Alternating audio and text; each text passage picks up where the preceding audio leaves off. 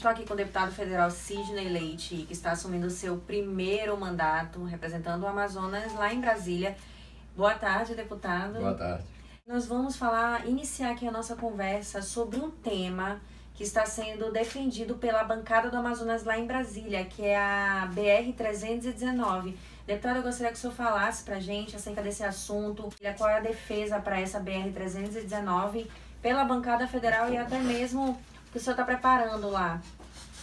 Essa estrada, do ponto de vista da logística, ela é estratégica para o estado do Amazonas, primeiro porque interliga o Amazonas ao restante do Brasil. Segundo, ainda do ponto de vista interno, que garante o direito de ir e vir dos amazonenses que estão no sul do Amazonas. E também ela é um instrumento de integração da Amazônia Ocidental, permitindo que o Acre, Rondônia, Amazonas e Roraima, estejam ligados por esse modal. A estrada, ela já tem em torno de 50% pronta, precisa aí o eixo do meio, que são em torno de 400 quilômetros, e que desde o governo Lula foi criado o óbice pela então ministra Marina Silva, pelas questões de licenciamento ambiental. O que causa espécie, não só a bancada do Amazonas, nós tivemos uma audiência com o ministro, com a participação de deputados federais de todos esses estados e os governadores, é que nós já tivemos essa estrada pavimentada e agora tem toda essa dificuldade de licenciamento ambiental.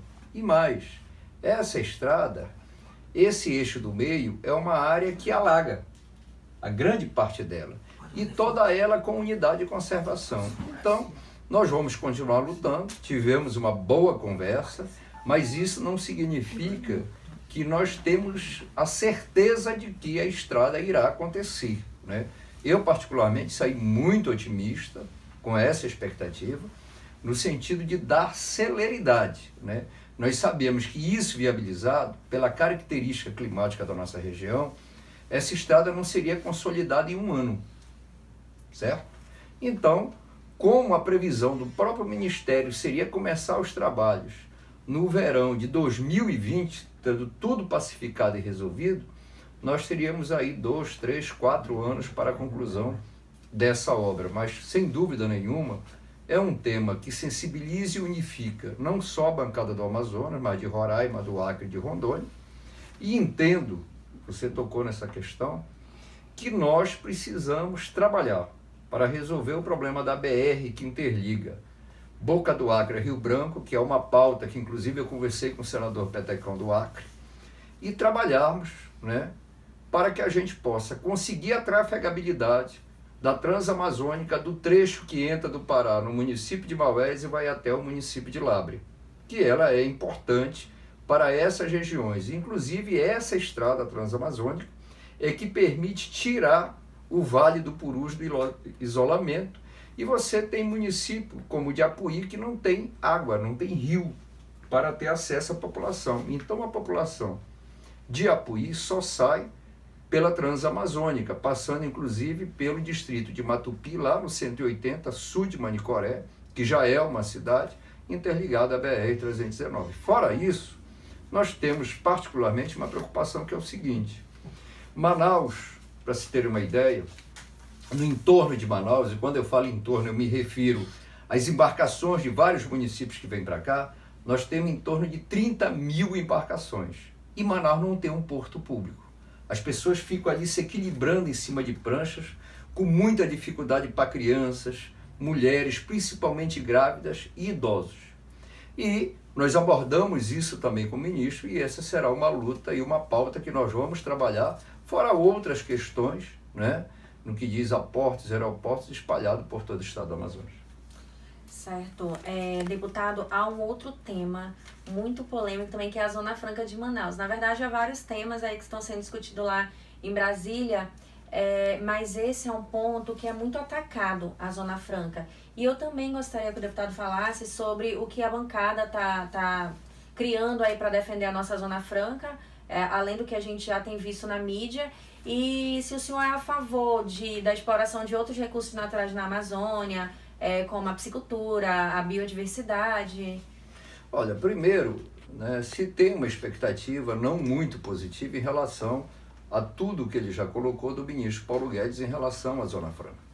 Ele não vê com bons olhos este modelo a partir de que motivo? Quando ele defende a importação de produtos com a diminuição de II e de IPI. E nós, veja bem o seguinte, nós não precisamos que o IPI seja zerado.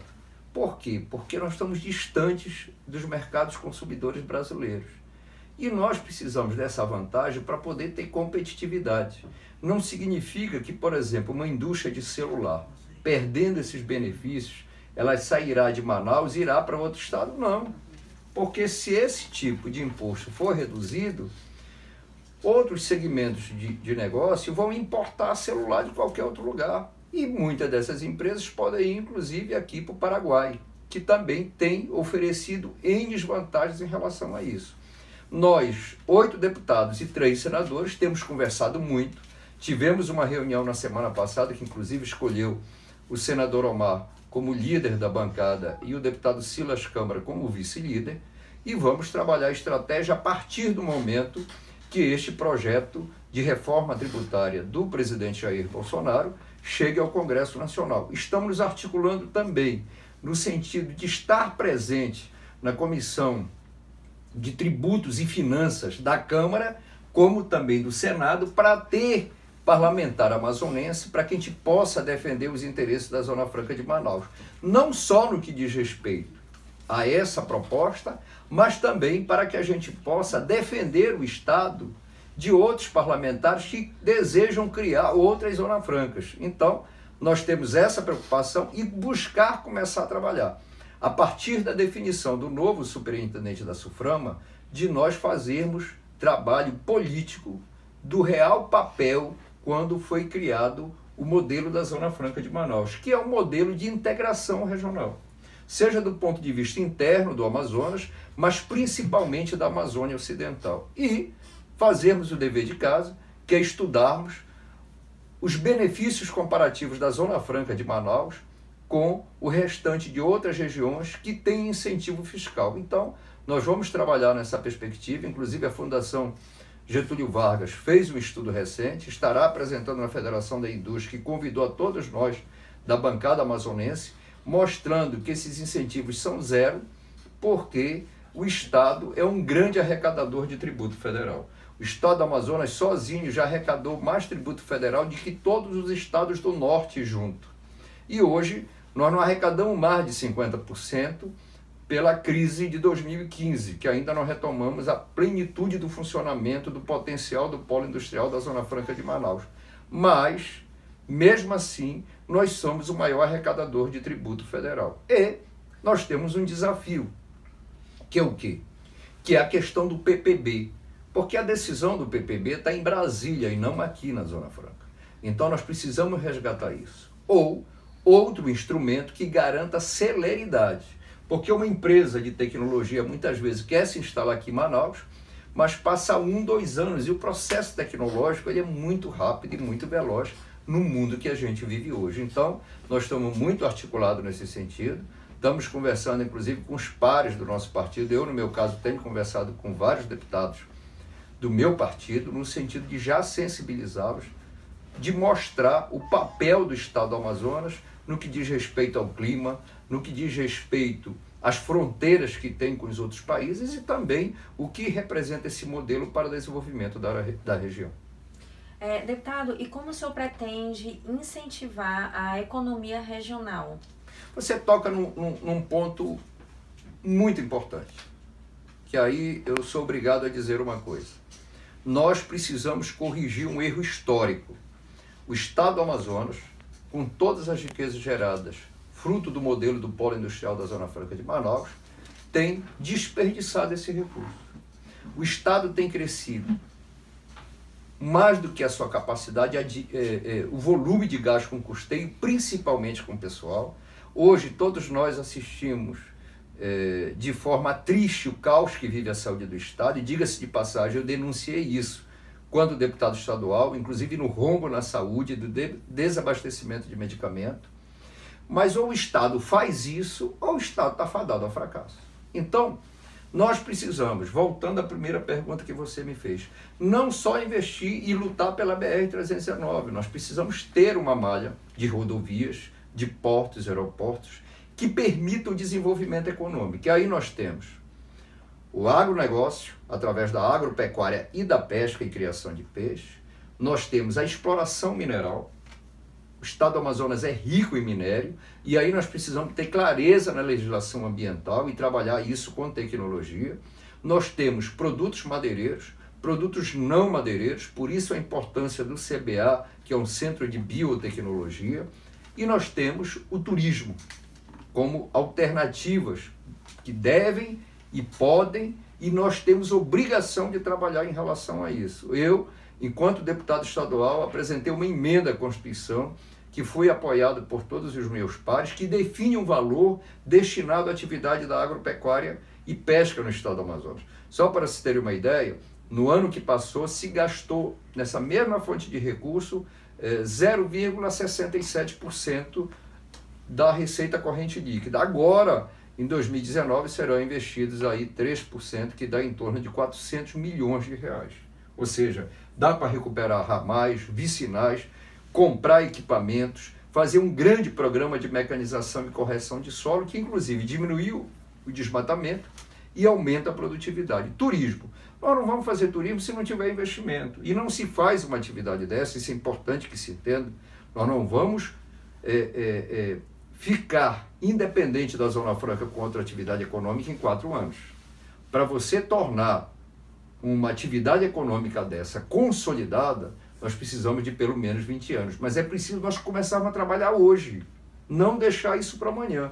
Porque se no passado tivesse se trabalhado hoje, nós teríamos expectativa diferente. Tanto é que, veja bem o seguinte, Manaus, mesmo com a força que representa o polo industrial da Zona Franca de Manaus, que gera muito emprego de serviço, principalmente no comércio, tem muita gente desempregada. Você mesmo conhece muita gente que tem curso superior, que tem formação técnica, pessoas que têm vontade de trabalhar e não têm oportunidade. E, por outro lado, mostra que este modelo está errado quando o estado do Amazonas, que é o estado que mais arrecada tributo federal do norte do Brasil, que Manaus, que já foi a 6ª e 8ª cidade economicamente desenvolvida do país, nós temos neste estado a liderança da pobreza no Brasil. Nós somos vice-campeão de pobreza segundo o dado do IBGE. 49,2% da população é pobre no estado do Amazonas. E, deputado, falando em pobreza, eu vou aproveitar, deixa aqui, para falar sobre um ponto muito crítico. De acordo com a leitura anual do governador, em termos de educação, a gente caiu, salvo engano, do 7º para o 13º ou para o 16º, não tenho certeza, para o ranking, né, de educação aí. E como é que tá os projetos acerca disso aí, para melhorar a educação no Amazonas? Porque você fala que tem muita gente que está desempregada, mas nós vemos muitas pessoas que saíram das universidades sem saber escrever. Esse é um desafio que nós temos a nível de país. Nós precisamos fortalecer a educação nas séries iniciais, no ensino fundamental e no ensino médio, que hoje nós temos grande parte dos recursos do Ministério da Educação destinada para as universidades. Nós precisamos aí dar uma ordem de grandeza e de importância. A outra questão é que nós temos aqui na nossa região uma coisa chamada custo amazônico. E você pega, por exemplo, qual é o valor per capita, até o ano passado, esse ano vai ser definido, o valor per capita aluno da merenda escolar média no Brasil é 36 centavos. 36 centavos em São Paulo, ou Santa Maria no Rio Grande do Sul, ou em Juiz de Fora, em Minas Gerais, é um valor. Mas 36 centavos em Cruzeiro do Sul, no Acre, você não compra nada. Como não compra nada em São Gabriel da Cachoeira, como não compra nada em Itaituba, no Pará. Certo? Então, nós precisamos ter a diferença regional. A outra questão, o transporte escolar. Nossa, aqui tem muito estudante que fica horas navegando nos rios para chegar na escola. Então, a nossa realidade é diferente. Agora, eu estou me preparando para apresentar alguns projetos. Primeiro, da questão da formação continuada do professor. E eu quero lutar para que isso seja lei. para que tenha um programa do Ministério da Educação. Por quê? Porque quando o professor estuda mais, ele está mais preparado, mas ele também terá que ter uma remuneração melhor. O outro desafio é na questão da formação do professor. Por quê? Porque hoje o professor que cursa pedagogia, ele tem pouca prática pedagógica, que esse é um desafio que está posto, como também a questão da pré-escola. Então, eu vou estar dedicado a isso, lutando por isso. Não dá para ser uma luta isolada do Amazonas, né? Nós vamos ter uma luta regional e vou buscar sensibilizar meus pares, mas eu acredito também que o governo do estado e as prefeituras precisam fazer o dever de casa. Numa seguinte questão: nós precisamos fazer um pacto pela educação no estado do Amazonas e que comprometa a todos, para nós revertermos esses indicadores, tanto da educação urbana quanto da educação rural e da educação indígena, como também a educação de jovens e adultos. A evasão escolar aqui no nosso estado é muito alta, principalmente nas séries finais do ensino fundamental e no ensino médio. Nós precisamos reverter essa situação e aproveitar a nova base do ensino curricular para que a gente possa ter cursos profissionalizantes a partir do ensino médio, respeitando aquilo que nós acabamos de conversar, a vocação econômica de cada região e peculiaridade de desenvolvimento do nosso estado. Senão, nós vamos continuar fadados ao fracasso. E o que você diz é uma verdade. 36% de jovens que concluem o ensino médio não sabe ler e escrever. E quando ele passa pela universidade, ele vai continuar do mesmo jeito. Como também não sabe fazer as 4 operações de matemática. Eu não estou falando de coisas complexas, é fazer as 4 operações de matemática. Então, nós precisamos reverter essa situação e garantir investimento, mas trabalhar com a qualidade da educação no processo ensino-aprendizado. Certo, deputado. Agora vamos tocar em um assunto que está aí sendo pauta diária de todos os meios de comunicação, que é a saúde pública no Amazonas. A gente tem visto aí muitas pessoas protestando, né, a Suzana dando nota de esclarecimento de que o governo já se posicionou, e eu gostaria de saber a sua posição em relação a isso. O que você tem a dizer sobre essa saúde pública? Porque a gente já sabia que estava, né, há muito tempo e veio estourar agora na mão desse novo governo. Ainda no segundo semestre do ano passado, eu denunciei o desabastecimento da rede pública de saúde, a falta de repasse de recursos para as unidades de saúde do interior. Denunciei que não havia pagamento das empresas médicas, como também de empresas terceirizadas na contratação de técnico de enfermagem e enfermeiro, falta de material químico e cirúrgico e equipamento que não funcionava. Na mesma pisada, e isso estava no site da Cefaz, e eu também denunciei, que o Estado, mesmo tendo um excesso de arrecadação de em torno de R$1 bilhão, estava empenhando, além disso, além do seu orçamento, até a última vez que eu acompanhei, isso por volta do dia 22 de dezembro, ainda quando de sessão da Assembleia, de um rombo de mais de R$2 bilhões e 800 milhões, que eu até me assustei quando a comissão de transição disse que o rombo só era de R$1 bilhão. Isso estava no portal do governo do Estado, não era palavras ditas simplesmente da minha boca. Aí vejamos, teve um movimento, inclusive de servidores que foram à Cefaz, que encontraram como solução para pagar ao mês o remanejamento de recursos do FTI. O que eu entendo? Eu entendo primeiro o seguinte: os contratos da Secretaria de Estado da Saúde todos têm que ser revisados. Inclusive, o governador amazonino e o secretário Deodato têm que ser responsabilizados por isso. A lei de responsabilidade fiscal é clara. Você criar despesa sem ter lastro no último semestre, inclusive isso está previsto na lei, gera até cadeia. E eu vou procurar os órgãos de controle externo, o Ministério Público Federal, o Estadual e o Ministério Público de Contas, que procurei, eu bati a porta do Ministério Público de Contas. A eleição de segundo turno do governador foi no domingo. Na segunda-feira eu amanheci no Ministério Público cobrando posicionamento em relação a isso. Isso é a primeira coisa. O que eu entendo, o governo tem que criar uma estrutura de auditar esses contratos e esses serviços. Por quê? Porque tem muita coisa séria, mas tem muita coisa errada. E, infelizmente, transformar a Secretaria de Saúde em algo em que é inaceitável, porque nós não temos a saúde de mais de 2,5 bilhões de reais que o Estado gasta. É um dos estados que mais gasta em saúde e a gestão é de péssima qualidade. E aí, o que eu defendo? Eu defendo que a gente reestruture o sistema, mas discordo da proposta de retirar recurso da FTI para resolver o problema do dinheiro da saúde. Porque aí, inclusive o governador Wilson Lima, quando da audiência e reunião que teve com o ministro Paulo Guedes, reafirmou o compromisso de trabalhar com novas alternativas econômicas. É a única fonte de recurso de investimento, parte dele para o interior. E todo o problema que há de caixa no Estado é tirar dinheiro do FTI para investir. Então vai na contramão do próprio discurso do governador. E essa é uma prática velha. Prática velha essa que foi iniciada no Melo e o amazonino repetiu, que quando tomou posse criticou. Certo?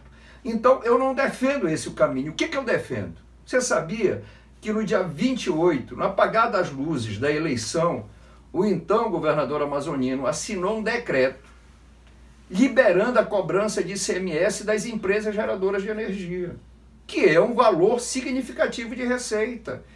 O governador Wilson Lima devia rever esse decreto e o Estado arrecadar, como também rever incentivos graciosos e fazer caixa e não tirar dinheiro da população do interior e resolver o problema da saúde.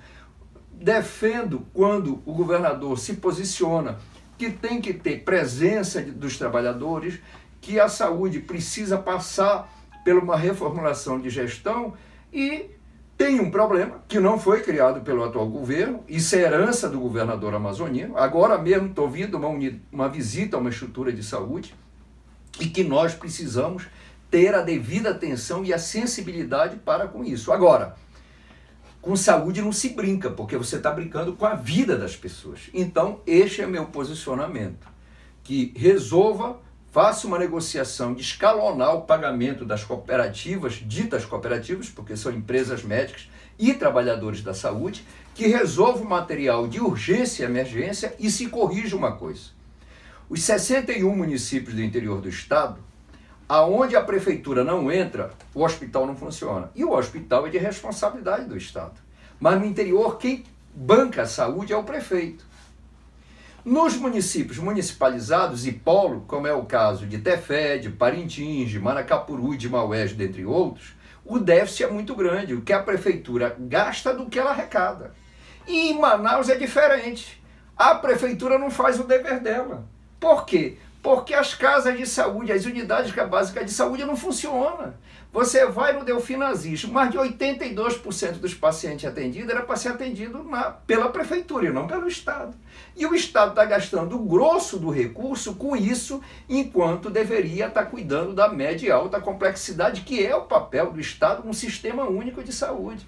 Eu estive visitando a Fundação Alfredo da Mata. Nem medicamento a prefeitura compra. Até o medicamento para atender doenças relacionadas, doenças dermatológicas, doenças de pele, quem oferece o medicamento é o Estado. A prefeitura nem isso faz, ela não tem esse tipo de atendimento. Ou seja, a prefeitura sobrevive da saúde nas costas do Estado, porque em Manaus a prefeitura não comparece e não consegue sequer fazer a cobertura de atenção básica com a equipe de médicos da saúde da família, o PSF, em toda a área geográfica urbana da cidade de Manaus, o que é lamentável. Então, nós temos essa distorção, esse modelo de terceirização nós precisamos rever, porque não está funcionando, todo mundo contratado não está funcionando, e esse é um problema que vem persistindo aí ao longo desse tempo. Entendo que o governador tenha essa preocupação, certo? E vou me somar àqueles que querem ajudar a resolver. Agora, não dá para a Suzano continuar com o mesmo modelo. Primeiro, os fornecedores serem os mesmos. Não dá mais isso. Você conversa com o empresário nesse estado, ninguém consegue participar de licitação porque é uma meia dúzia que ganha. Terceiro, esse valor gasto não é o valor da qualidade do serviço que a gente tem. Nós sabemos que saúde é caro. Material químico e cirúrgico, reagentes químicos, tocar laboratórios é caro. Agora, não dá para aceitar isso. E esse problema surge quando não pagamento dos profissionais. Mas, por exemplo, a Fundação SECOM, aquilo ali é uma tristeza de quem entra ali, de ver as condições que as pessoas são submetidas aquela situação. E não é por falta de compromisso dos trabalhadores, dos médicos, dos técnicos, dos enfermeiros, de profissionais que estão ali no dia a dia se dedicando e trabalhando. Não, é porque o Estado perdeu a capacidade de gestão do sistema de saúde, lamentavelmente e infelizmente. Deputado, e eu gostaria de saber qual a sua posição em relação a esse projeto do Sérgio Moro da lei anticrime. Olha, o projeto de lei do ministro Sérgio Moro, pelo que eu li, tem pontos positivos. E eu não quero entrar nem no mérito de que associações de magistrados, ministros têm criticado de situações que o próprio Supremo já derrubou. Não quero entrar nesse mérito. Agora, eu questiono aí duas coisas. Uma é o que não está na lei e que a gente precisa discutir como um todo. A gente não pode perder essa oportunidade. Como, por exemplo, a questão da política de fronteiras. E o estado do Amazonas é um exemplo disso. O grosso da droga que entra no Brasil vem por aqui. Nós somos vizinhos dos maiores produtores de droga do mundo, principalmente a Colômbia, Peru e outros países.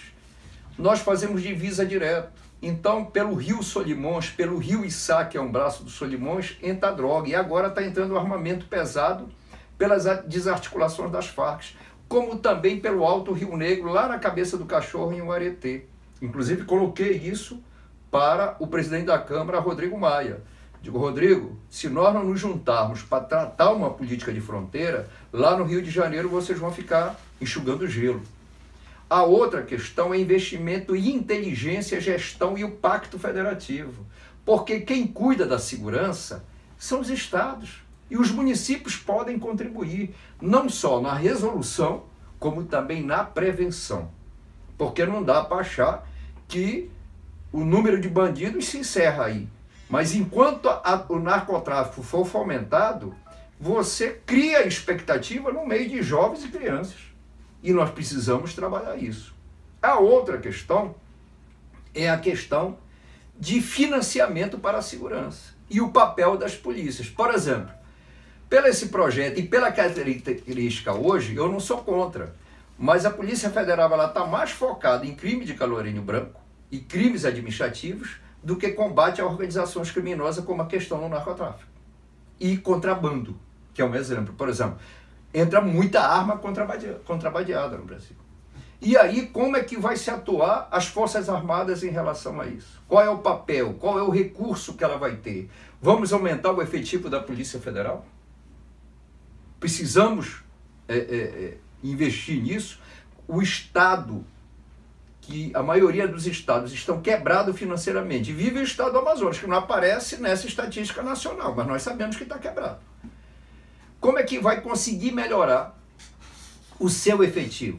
Qual é a oposição desta lei do fortalecimento das corregedorias da polícia? Por que isso? Eu não estou falando da tese que se tem aí de que se matar bandido está tudo bem. Não é disso que eu estou tratando. O que eu estou tratando é de corrupção nas polícias. Milícia é um caso concreto. A milícia no Rio de Janeiro é um caso concreto. Então, eu percebo e vejo que falta nesse projeto para que a gente possa discutir isso como um todo. E um ponto na lei que eu questiono o modelo é a questão da delação do bem, né? Você pega aí agora, né? A Justiça condenou mais uma vez o ex-presidente Lula. E ela deve ter tido seus motivos e comprovar que houve crime, né? Contra recurso público, contra patrimônio do povo brasileiro. Mas a turma que estava lá com ele, por fazer a delação, está solta. Esse pessoal também roubou. Então quer dizer que faz a delação e acabou. Não é por aí. Esse é meu entendimento. Segundo, como é que se dará essa questão da delação? Porque senão é muito cômodo alguém falar e dizer assim, olha, fulano fez aquilo, isso, né? O José fez isso, e eu me safo. Não é por aí. Então isso não é, esse é um ponto que tem que ser revisto. Então, o meu posicionamento é esse. Eu quero, como qualquer cidadão brasileiro e nós do Amazonas, não aceitamos mais os índices de violência. A população de bem vive assustada, com medo, enquanto os bandidos estão aí. Não é verdade? Aqui em Manaus, a cada 15 minutos, uma pessoa tem um celular roubado. E a maior parte dessa vítima são mulheres. né? E é inaceitável, né, que no século e na modernidade que a gente vive hoje, a violência contra a mulher aumente a cada dia. Isso é inaceitável. Então, o problema da violência e da segurança no Brasil e da corrupção precisam ser combatidos. Uma outra coisa que a gente precisa discutir, a questão carcerária. Por quê? Porque enquanto os ricos poderosos fazem de tudo e têm instrumentos para não serem condenados e não ir para presídio, olha a contradição. O Estado brasileiro, né, penaliza, não respeita e criminaliza o pobre por delitos pequenos. Isso não é justo, isso não é correto. Então nós precisamos rever isso como um todo, não como parte. É isso que eu entendo e vou estar no Congresso Nacional estudando, discutindo, ouvindo, para que a gente possa melhorar. Agora, de uma coisa, todos nós temos certeza. Não dá para ficar do jeito que está e nós precisamos tomar posição. E defendo também o que diz o ministro. Um traficante que destrói vida de pessoas não pode ter o direito de ter pena reduzida. Alguém que assalta os cofres públicos, não dá para dizer que aquele cara não causou um grande mal à população, como está vivendo a saúde no estado do Amazonas. Certo? Agora, mesmo assim, no momento que o Brasil vive hoje, nós tivemos a Lava Jato em função do quê? Da Petrobras. Eu não vi um presidente da Petrobras ser arrolado na Lava Jato. Me causa estranheza, mas nós não estamos dentro do processo do judiciário em relação a isso. É preciso fortalecer, é preciso combater a corrupção, com certeza. Por isso que eu me manifestei contrário o aumento de técnicos do governo que pode dizer o que é documento secreto e o que não é. Muito pelo contrário. Eu estou estudando para apresentar projeto de lei que amplie a transparência na educação e na saúde para o cidadão poder acompanhar. Porque não há melhor forma de combater a corrupção que não seja através da transparência e da informação. Bom, eu quero agradecer aqui a todos os seus esclarecimentos, deputado. Me despedir, né, de quem está nos assistindo e gostaria que o senhor finalizasse com as suas considerações finais, aí fazendo um balanço sobre os seus projetos e até a próxima, pessoal. Eu é que agradeço, né, e fazer aqui um convite. Eu estou deputado federal, né, e agradeço a Deus e ao povo do estado do Amazonas. Não estou deputado só de quem votou no Sidney Leite, estou deputado do povo do Amazonas, da população como um todo. E peço que você nos ajude a construir esse mandato com críticas, com propostas, com sugestões, com questionamentos, através das mídias sociais. Eu estou no Facebook, na página, na fanpage, no Twitter, estou no Instagram, né? E dessa forma você pode entrar em contato com a gente. Eu tenho respondido muita mensagem, muito questionamento, para que a gente possa trabalhar melhor em defesa da melhoria da qualidade de vida e principalmente que a gente possa diminuir a desigualdade aqui no nosso estado. Eu é que tenho que agradecer ao portal e me coloco à disposição, à sua disposição e de todos os internautas, e também me coloco à disposição para questionamentos que depois vierem, né, no sentido de poder responder. O meu e-mail é deputado, abreviado, dep.sidneyleite@câmara.leg.br. Esse é o e-mail que a gente responde e atende, mas também através do Facebook, Instagram e Twitter. Meu muito obrigado, obrigado mesmo pelo convite e estarei à disposição para quantas vezes for convidado para a gente estar interagindo com a população, com o importante canal de comunicação e parabenizar toda a direção e vocês que estão construindo esse portal para que a gente possa melhorar a integração da informação com toda a nossa população do nosso estado. Valeu!